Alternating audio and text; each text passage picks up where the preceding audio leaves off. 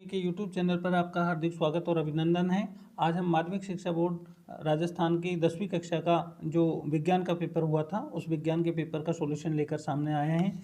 और आप अपने जितने भी छात्र विद्यार्थी हैं ये जिन्होंने माध्यमिक शिक्षा बोर्ड परीक्षा 2022 का साइंस का आज पेपर दिया है उसको सॉल्यूशन के लिए आप उनको संपर्क करें और उन तक पहुंचाएं इस वीडियो को अधिक से अधिक और उनका लाभ मिल सके, जिससे छात्रों को आत्मविश्वास हो जाएगा कि हमने किन किन प्रश्नों को उत्तर सही और गलत दिए हैं। तो सही प्रश्नों की ओर हम चलते हैं। खंड ए सेक्शन ए में आपका मल्टीपल चॉइस क्वेश्चन है। जो प्रश्न नंबर 1 है, मानव में हृदय एक तंत्र का भाग है जो संबंधित है, तो वो संबंधित है परिसंचरण। इसका उत्तर होगा परिसंचरण।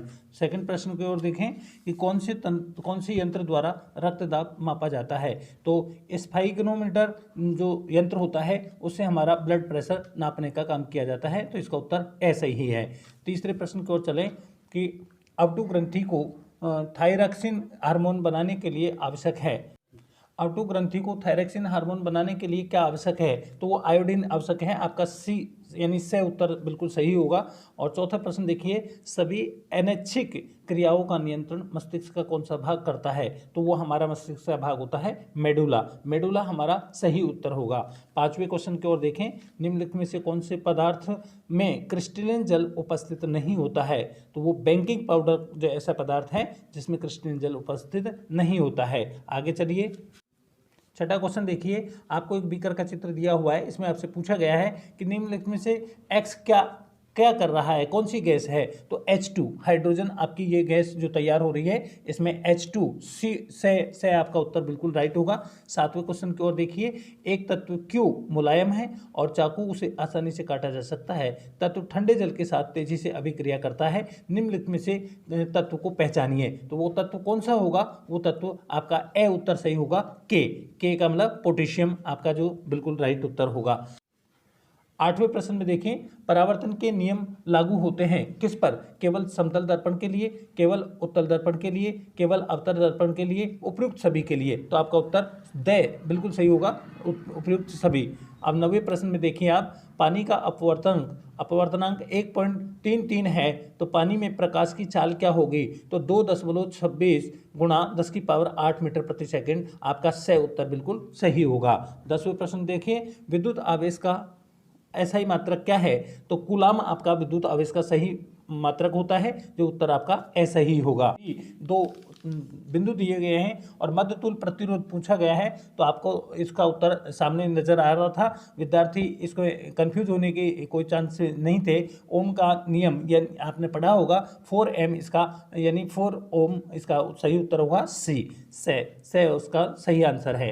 12वें क्वेश्चन देखिए, विद्युत धारा उत्पन्न करने की युक्ति को क्या कहते हैं, तो आप जनरेटर जानते हैं, विद्युत जनरेटर के नाम से इसे जानते हैं, विद्युत जनरेटर, आपका उत्तर बी सही होगा।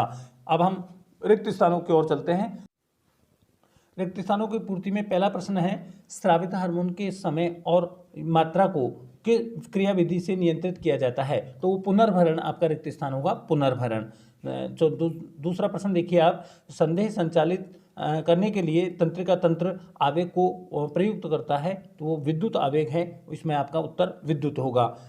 तीसरा देखिए, परितंत्र में एक पोषी स्तर से दूसरे पोषी स्तर में ऊर्जा की क्या होती है, तो वो कमी होती चली जाती है। ये 10 का नियम आपने पढ़ा होगा, एक स्तर से दूसरे स्तर पर ऊर्जा जाती है तो 10 कम होती चली जाती है, यानी 10 कमी का इसमें उत्तर सही होगा। चौथा प्रश्न देखिए आप, टिहरी बांध किस नदी पर है, तो गंगा नदी, आपका उत्तर बिल्कुल सही होगा, इस पर गंगा नदी आएगा। पांचवा प्रश्न देखिए, प्रतिबिंब दूरी v और बिंब दूरी u, इसका अनुपात लेंस के किस को व्यक्त करता है, तो वो आवर्धन नाम का जो है उसको व्यक्त करता है। छठा प्रश्न देखिए, विद्युत बल्बों के जो तंतु होते हैं उनका निर्माण किससे होता है, तो वो टंगस्टन नाम की धातु होती है, उससे विद्युत बल्बों का तंतुओं का निर्माण होता है। प्रश्न नंबर 3, अति लघुत्रात्मक प्रश्न जिनके उत्तर अधिकतम एक शब्द या एक पंक्ति में दिए जाने थे, तो आपने दिए होंगे, उम्मीद है। पहला प्रश्न देखिए, तंत्रिका तंत्र किसके संगठित जाल का बना होता है, तो आप तंत्रिका तंत्र तो तंत्रिकाओं के जाल का बना होगा, तो इसका उत्तर आपका तंत्रिकाओं का जाल होता है। दूसरा प्रश्न देखिए, कौन सी अंतःस्रावी ग्रंथि मानव शरीर की वृद्धि का नियमन करती है, तो वो आप एक ही ग्रंथि है, पीयूष ग्रंथि, जिसकी वृद्धि से पीयूष ग्रंथि, जिसकी वृद्धि से मनुष्य लंबा हो जाता है, उसकी कमी से छोटा हो जाता है।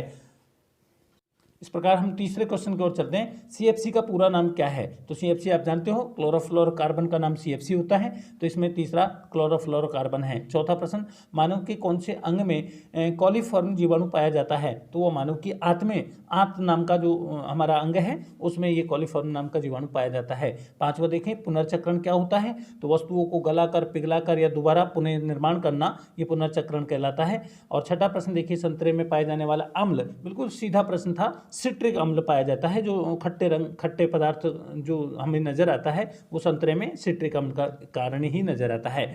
और इसी प्रकार हम सातवें प्रश्न में देखें, अम्ल के जलीय विलयन द्वारा विद्युत के संचालन का नामांकित चित्र बनाएंगे। तो ये आपने नामांकित चित्र बना दिया होगा, ऐसी उम्मीद हम करते हैं आपसे। और आठवां प्रश्न देखिए, स्वाद के आधार पर अम्ल और क्षार में अंतर लिखिए। स्वाद के आधार पर अम्ल कैसे होते हैं? स्वाद के आधार पर अम्ल खट्टे होते हैं और क्षार तीखे होते हैं, क्षार कड़वे होते हैं। नौवां प्रश्न देखिए, दंत क्षय का कारण, यानी दांत क्यों गिर जाते हैं? तो या तो 5.5 से कम पीएच दांतों का रह जाता है इसलिए, या इनेमल की हटने के, इनेमल की जो परत होती है दांतों पर, वो हटने के कारण दंत क्षय हो जाता है। और 10वां प्रश्न देखिए, किसी विद्युत परिपथ में धारा नियंत्रक का क्या कार्य होता है? तो प्रतिरोध नियंत्रण का कार्य धारा नियंत्रक करता है, प्रतिरोध का नियंत्रण करना। और 11वां प्रश्न देखिए, प्रत्यावर्ती धारा और दिष्ट धारा में एक अंतर। तो प्रत्यावर्ती धारा निश्चित समय में एक दिशा बदल देती है, और दिष्ट धारा है वो निश्चित समय में दिशा नहीं बदलती, एक ही दिशा में चलती रहती है। इस प्रकार आपको ये वीडियो यदि अच्छा लग रहा है तो आप इसे लाइक और सब्सक्राइब करिए, अधिक से अधिक मित्रों के साथ शेयर कीजिए और विद्यार्थियों तक पहुंचाइए, ताकि वो अपने आंसरों को कंफर्म कर सकें सही उत्तर है या नहीं है। अब 12वां प्रश्न देखिए, किसी विद्युत धारावाही सीधी लंबी परिनालिका के भीतर उत्पन्न विद्युत चुंबकीय क्षेत्र किस प्रकार का होता है? तो वो समांतर रेखाओं का आधार पर, समांतर रेखाओं के आकार का होता है। इस प्रकार हम खंड ए के सभी प्रश्नों को हल कर चुके हैं। अब हम खंड ब की ओर चलते हैं। 50 शब्दों के उत्तर हमारे ब खंड की ओर आते हैं। तो उसमें हमारा पहला जो चौथा प्रश्न है, जैव विकास प्रक्रम, उसमें जीवाश्म की क्या भूमिका होती है? तो जीवों के शेष बचे अवशेषों से ये पता चलता है कि कोई जीवाश्म कितना पुराना है और तब से अब तक उस प्रजाति में कितना विकास हुआ है, ये जैव विकास के प्रक्रम की भूमिका मानी जाती है। और 5वां प्रश्न देखिए, मानव में दोहरा परिसंचरण क्यों आवश्यक है? क्योंकि ये O2 युक्त और CO2 युक्त रुधिर को नहीं मिलने देता है, ये इसलिए दोहरा परिसंचरण आवश्यक है। और छठा प्रश्न देखिए, मेंढक और छिपकली, इनके समजात अंगों का चित्र बनाइए। तो समजात का मतलब है मेंढक और छिपकली में ऐसे कौन से अंग होते हैं जो समान, तो पंजे जैसे अंग होते हैं। तो ये आपने चित्र बना दिए होंगे दोनों के, ऐसा हमें लगता है। अब 7वां देखिए, परितंत्र में उत्पादन और उपभोक्ता किसे कहते हैं, समझाइए। तो उत्पादक तो कौन से होते हैं और उपभोक्ता कौन से होते हैं? तो वे स्वयं उत्पादक जो होते हैं वो स्वयं अपना भोजन का निर्माण करते हैं और सूर्य के प्रकाश में वो अपना भोजन बना लेते हैं, जबकि उत्पादक जो होते हैं, उपभोक्ता जो होते हैं, वो उत्पादक पर निर्भर करते हैं, प्रत्यक्ष या परोक्ष रूप से किसी उत्पादक पर उपभोक्ता निर्भर करता है। ये प्राथमिक, द्वितीयक, तृतीयक कोई किसी भी श्रेणी में हो सकता है। 8वां प्रश्न देखिए, लोहा धातु पर भाप की क्रिया का नामांकित चित्र बनाइए। तो आपने एक बीकर लिया होगा, बीकर में आपने उसमें एक स्टोव पर गर्म करके और इस प्रकार का एक चित्र बनाया होगा जो भाप के कारण लोहे में परिवर्तन दिखाया होगा।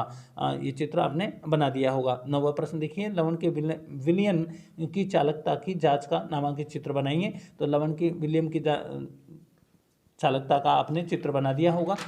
10वां प्रश्न देखिए, मैग्नीशियम रिबन का वायु में दहन कर वाच ग्लास में इकट्ठे होने वाले उत्पाद के नाम सहित, तो नाम तो आपने देखे होंगे, नाम क्या क्या लिखा होगा आपने? एक नाम तो आपने लिखा होगा Mg और दूसरा नाम लिखा होगा O2, Mg प्लस O2, इस प्रकार से आपने नाम लिखा होगा और चित्र बना दिया होगा।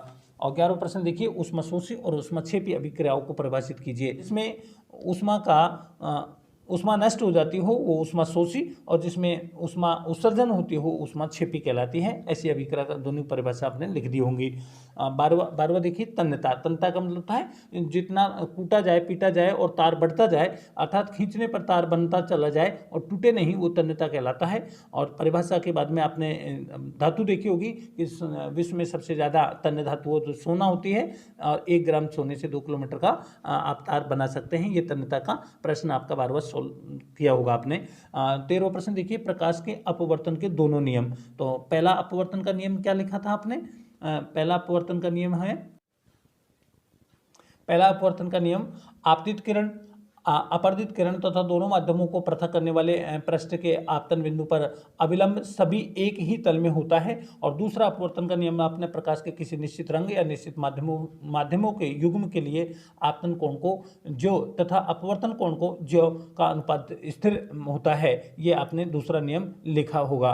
अब अगले प्रश्न की ओर देखें आप, जो आपने 14वां प्रश्न किया होगा, श्रेणी क्रम में संयोजित 4 प्रतिरोध R1, R2, R3 और R4 के तुल्य प्रतिरोध ज्ञात करने के सूत्र की व्युत्पत्ति। तो आपने R बराबर R+1, R+2, R+3 और R+4 इस प्रकार का आपने सॉल्यूशन किया होगा और ये आपका आंसर आ गया होगा। इस प्रकार 15वां क्वेश्चन देखिए आप, एक 4 ओम प्रतिरोधक में 10 ए धारा 2 सेकंड प्रवाहित करने पर उत्पन्न ऊष्मा की मात्रा ज्ञात कीजिए। तो आपने किस प्रकार किया होगा? H बराबर आई स्क्वायर RT, और इसका मतलब हुआ H बराबर 10 की स्क्वायर गुणा 4 गुणा 2, इसका मतलब 8000 आपका उसमें आया होगा। 8000 का मतलब हुआ 8 गुणा 10 की घात 10 की पावर या 800। 16वां प्रश्न देखिए आप, परिनालिका क्या है? परिनालिका से विद्युत चुम्बक कैसे प्राप्त करते हैं? तो ये आपने पास लिपटे चुंबकीय रोधी तांबे के जो तार होते हैं उनको बेलनाकार कुंडली को परिनालिका कहते हैं, और इसमें नम लोहे क्रोड रख करके विद्युत धारा प्रवाहित करके विद्युत चुंबक बनाए जाते हैं। ये 16वां प्रश्न का आपका उत्तर हो गया। ये ब खंड तक आपका प्रश्न पत्र पूरा होता है। अब हम स खंड की ओर चलते हैं। सेकंड आपका बड़े प्रश्नों की ओर ले जाता है, यानी 3 नंबर के जो प्रश्न हैं 17, 18, 19, 20, और इसके बाद में दे खंड आता है। तो ये आप अगले वीडियो में इसका सॉल्यूशन करेंगे, क्योंकि वीडियो काफ़ी लंबा हो जाता है। तो आपको वीडियो पसंद आया तो इसे लाइक और सब्सक्राइब कीजिए, और अपने चैनल पर नए आए हो तो चैनल को सब्सक्राइब कीजिए।